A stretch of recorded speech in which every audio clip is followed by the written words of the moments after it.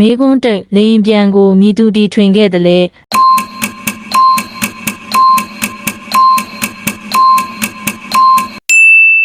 အဖြေမှန်ရိုက်ညီနောင်မေကွန်းနှစ် Facebook ကိုဘသူစတင်တီထွင်ခဲ့တာလဲ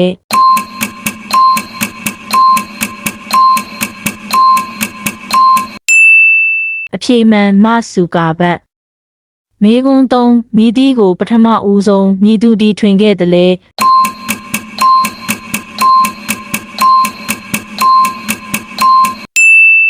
အဖြေမှန်သောမတ်အေဒီစင်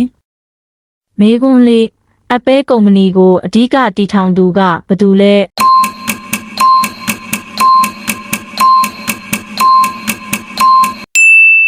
အဖြေမှန်စတေးဂျော့စ်မေကွန်း9တယ်လီဖုန်းကိုပထမဆုံးတီထွင်ခဲ့သူကဘသူလဲ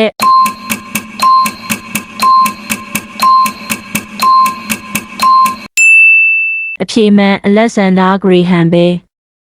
မေကွန်း6တက်စလာကုမ္ပဏီနဲ့စပိတ်အိတ်ကိုဦးဆောင်တီထွင်သူကဘသူလဲ